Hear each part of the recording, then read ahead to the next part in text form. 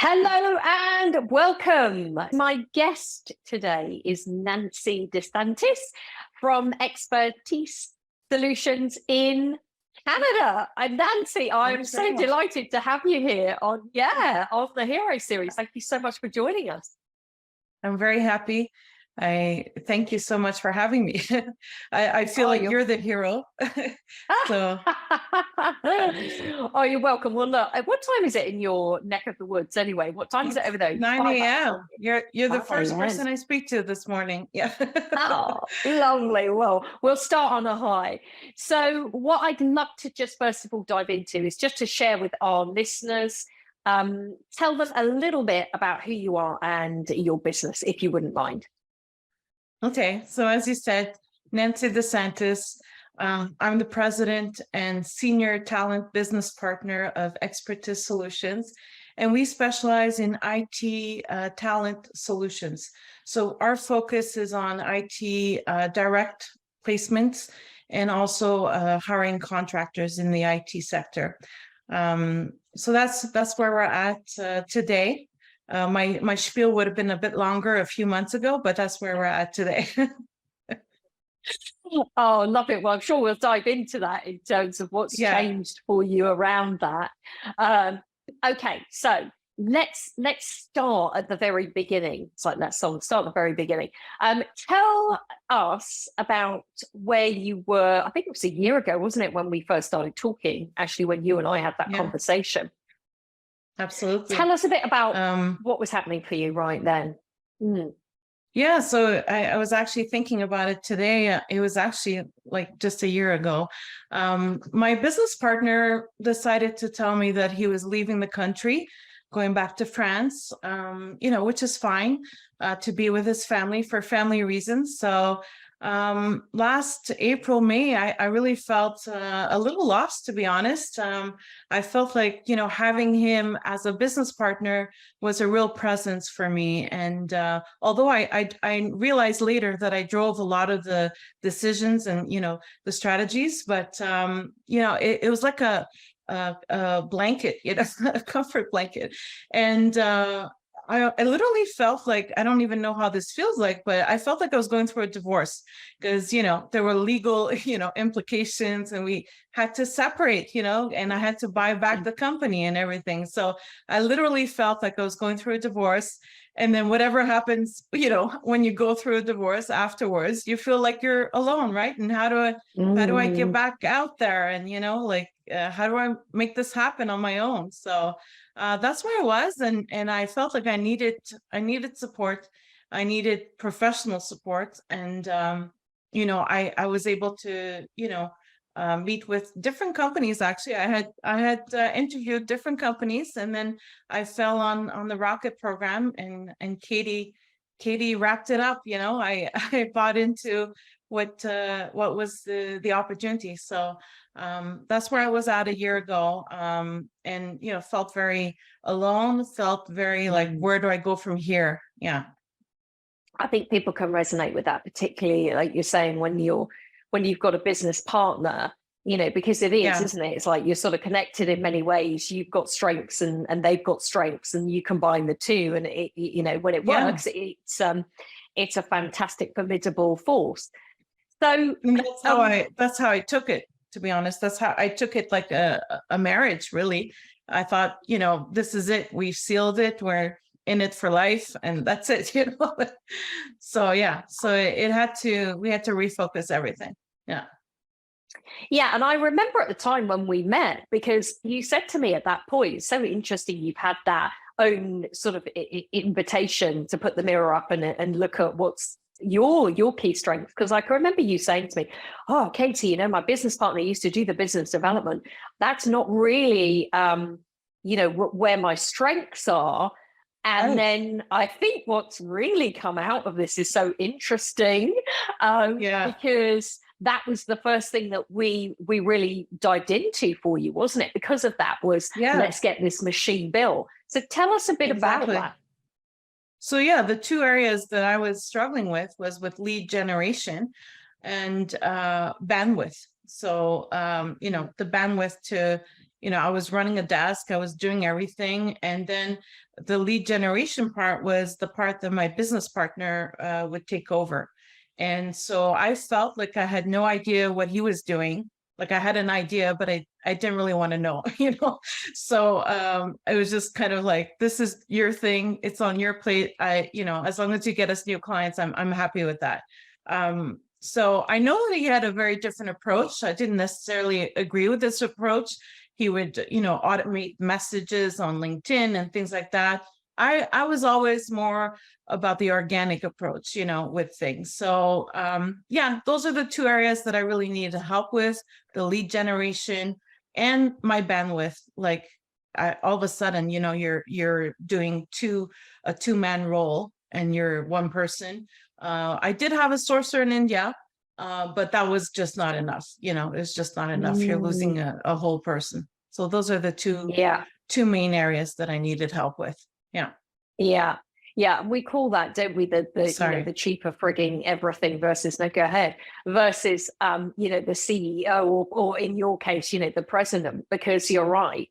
When you're trying to be all to everyone, you get pushed and pulled in so many directions. It's really difficult to know, not just to keep in your own flow zone of where are my strengths, but also to know, what's my priority today? Like, where's the first place I'm going to start when I've got all this stuff that, needs to be implemented, needs to be worked on.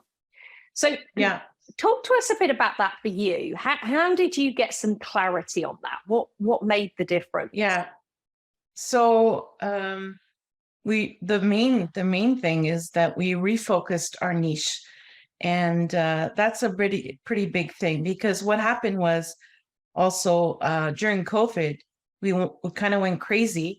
We opened up our niche to engineering, so mechanical engineer positions, and so we opened up the valve to everything. I mean, we were ready to hire nurses, So we decided to really refocus on what the niche was. And we did that through, the trends analysis. I think it was the trends analysis. Yep. Looking really, the good thing is I was collecting that information already. But the thing is, I wasn't analyzing it. I wasn't doing anything with it. I was like, oh, it's there. I might need it. So once you start looking into it, and you're like, oh, well, I really have a lot of success, hiring data analysts. I really have a lot of success hiring database engineer, So we realized, the light bulb came on, and we realized that would be an area of focus for us. So that's one of the areas that we did. And then we really, what I like to call, developed a talent hub. So I'm calling my talent hub the X-Force Talent Hub. So I'm in process of trademarking that, but the X-Force Talent Hub is our sourcing machine. So the sourcing machine in India, and the sourcing machine in India allows us to create these pipelines and funnels that, every client wants to have.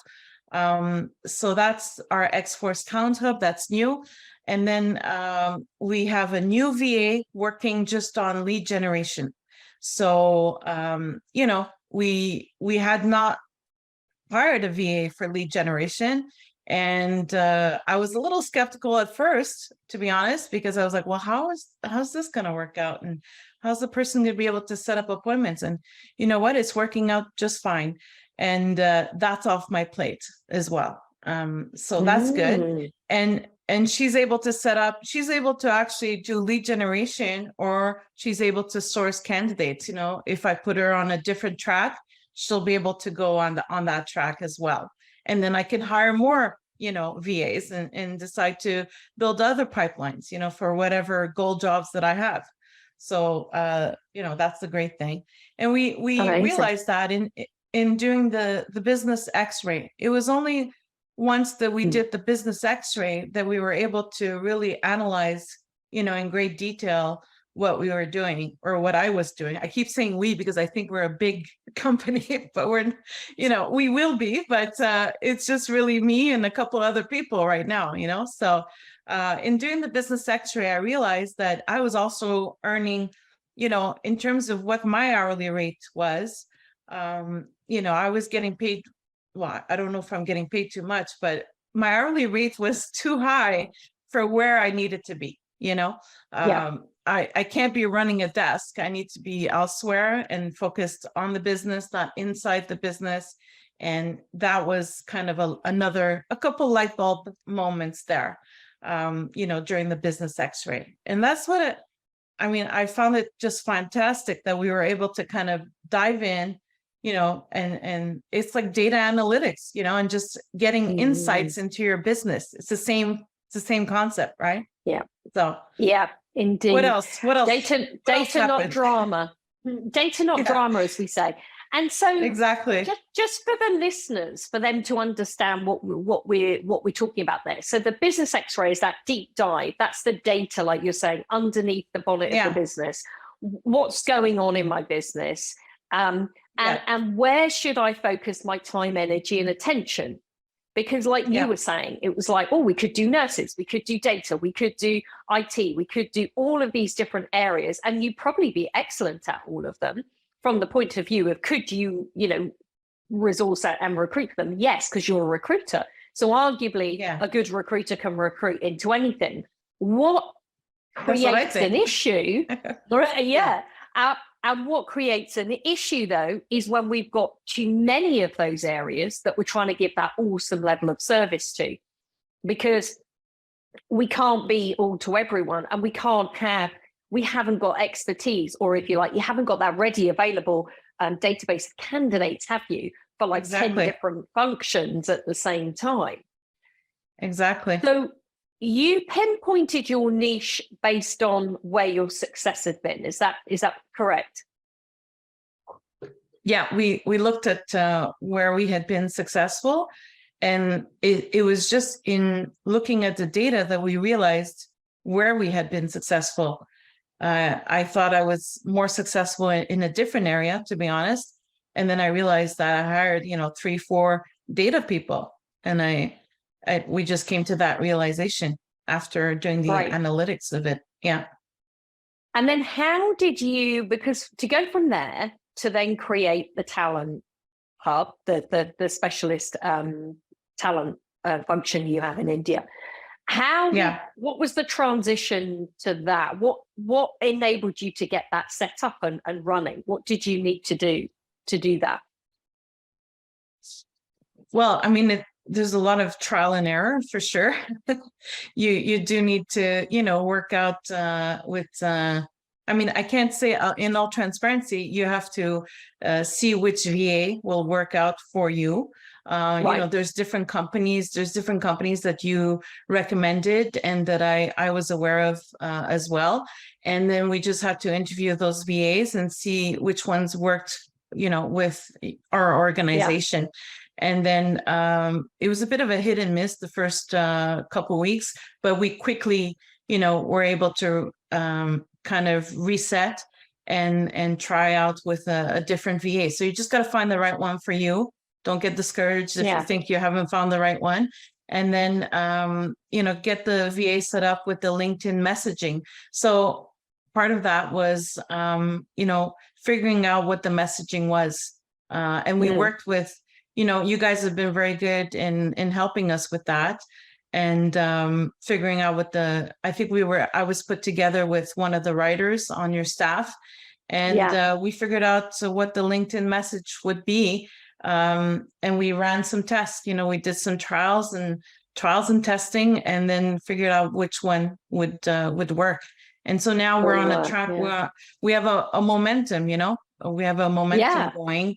And, we're hitting like appointments with clients. My VA is getting me set up with client appointments. And also what's great about that is the language surrounding, your appointments with the client is that you're able to say that you have a pipeline, you have an area of expertise, and your turnaround time is going to be fairly quick because you do have the pipeline in that area of expertise. So, and clients like to hear that, right? the two main things when I was a recruiting manager was, where's your pipeline, and how fast can you get me the candidate, right? So Yeah, definitely. And particularly, like you're saying, when you're in a skill shortage area like that, and your client might want them on contracts, because one of the things that came out of the work that you did was that contract that you won. Yeah, I was going to dive into that. So one of the things that happened during this whole, process was that I got on a Q&A call on a Monday with you guys in a bit of a panic. And I was like, I have the president of such and such company reaching out to me. And, I have to put a presentation together. And so, after meeting with you guys on the Monday and then the just JFDI call on Wednesday with you, Katie, and you guys spent so much time with me and other people on the call, just trying to work through, how we can be successful. And I really, truly appreciate that. But so getting back to the client, I remember Nikki saying, how you do anything is how you do everything. And that kind of stuck with me and resonates with me. So, she was just like, just put your best offer forward. And if they don't accept it, so I was concerned about the rate, and I was, so I put my best, most ridiculous proposal forward. Not ridiculous, but you know what I mean? Like whatever I wanted to gain out of it, I was able to gain out of it and be successful with it. And I was like, okay, well, if he likes it, he likes it. And if not, I'll move on to another client. And we were selected, out of, there's a lot of competitors here in Montreal. And he said that we had the best value proposition. So this was great. And it really is, thanks to you guys, because it was also a mindset thing for me on how do I present this.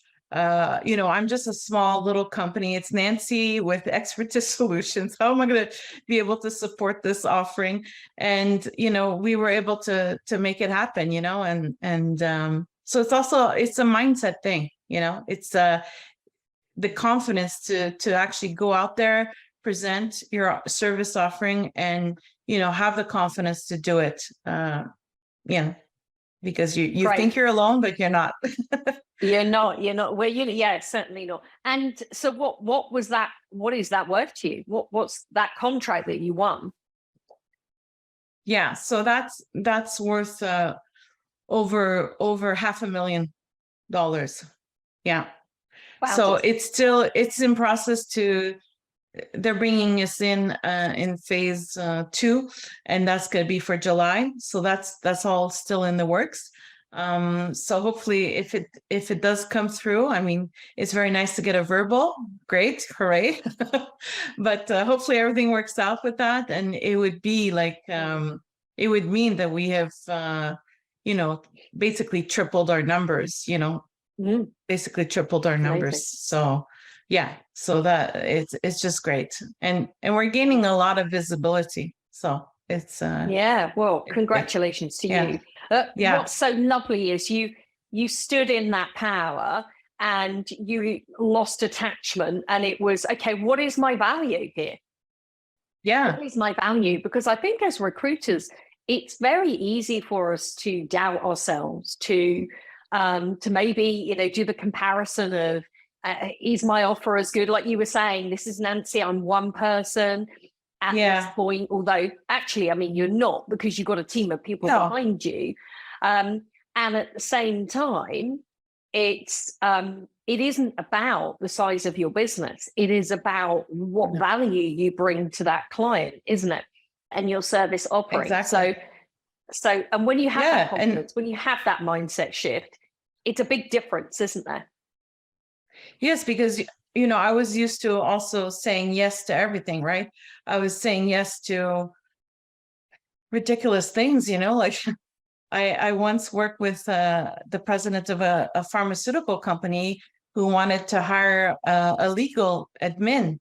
And he was just making me run in circles, and just I would present him really like good candidates, and then he would kind of dangle a little carrot because he owned a lot of companies, and he'd be like, I'll bring you in, for other stuff. And I just had to say no. At one point you have to say no. And during this process, as hard as it may be, I said no to 2 other opportunities that were not in my niche. And they were like, friends of mine sometimes think, oh, I'm a recruiter, so I can recruit anything, which is true. But at the same time, do I want to do this? And they think they're helping you out, but they're not, like, it's like, I can learn to say no to something that's not in my niche, and now I'm spreading the word. I'm just like, this is what I do, I'm very confident about what I do and what my niche is. So, people will come to me as being the expert in this niche. Fabulous. And that is what it's about, 100%. Okay. Yeah. And so you also talked about, mindset, and you talked about that time, didn't you? Getting that time back. You said you were, when you first joined, you yes. felt as though that bandwidth of time.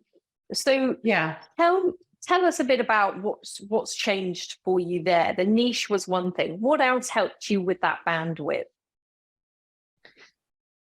Well, what else helped me with that bandwidth? Well, we are in trial phases with the new ATS system, and which ties into, also being able to differentiate yourself as a provider. So people are very interested when I tell them, we're in trial phases with an AI talent platform, that we're testing out right now. And so AI is the latest buzzword. I was actually at an AI conference. I was able to go to an AI conference a couple of weeks ago. I find myself, propelled into more networking events and, just activities that I actually find enjoyable. I want to be out there. I want to be meeting people and just talking about my business, but in a different context, not behind the desk, that's not where I need to be. Yeah. Lovely. And I know that you said by having that support, the VAs in place, that's really allowed you. What was it you said? I actually had a holiday. Yes. So in April, around Easter weekend, I went with my partner down south. I hate winter, by the way. I'm Canadian, but I hate winter. So I was like, get me out of this winter. So we went down south for a week, and it was nice to get away and just have that time, and to be able to have the business running, on its own. And as I look towards the future, I mean, that's the goal, right? I'm not a spring chicken anymore. I have to start thinking. I like to plan, I'm an early planner, and I think retirement is something that needs to be planned. And I'm not saying I'm retiring tomorrow, but in 5 to 10 years from now, I want the business to be in a place where, who knows, maybe I can sell it, or maybe it'll run on its own while I'm on the beach, sipping on margaritas. Who knows? So this is where I'm at, Yeah. Set the intention, and then, exactly. You can make the steps towards it. That's what it's about. Exactly. Okay. Anything else for you with the mindset piece that we haven't discussed that you feel was, a shift for you? Yeah. Well, listen, from, thinking that I'm all alone in my little corner of the world here, to, being, put in a situation where you have other people who are in the same business as you are, and people who are willing to share, information. They're not hoarding. They're just so generous with their information and wanting everyone to be successful. It just kind of post-COVID, I guess it kind of just rebuilt my confidence, and just being surrounded by all these professionals, and, they're not worried about whether, you're going to turn around and steal their ideas. I think I always say there's enough business for everyone, right? And so, and the community that you guys have, I've even made some friends, across the pond there. Shout out to my girl Jane. Like I've literally made some friendships, and it's just a wonderful community. Honestly, I look forward to the Monday Q&A, and the Wednesday JFDI call. I just look forward to that. I was having withdrawals when it ended, just but. So, it's been wonderful community for sure. Yeah. Oh, great. And it's such a great asset to it. So if you were in front of somebody, or you were having a drink, glass of wine with somebody who is in that position that you were in about a year ago, what advice would you give to that individual? Well, I think that, investing in this program is definitely the best thing that I've ever done. And, of course, there's always hesitations at the beginning when you're trying something new out. But I don't think anyone should hesitate. You guys have a program that's very well built, with the online platform, the e-learning stuff, the coaching sessions on Mondays and Wednesdays, the individual coaching sessions that I had with Sally Spicer.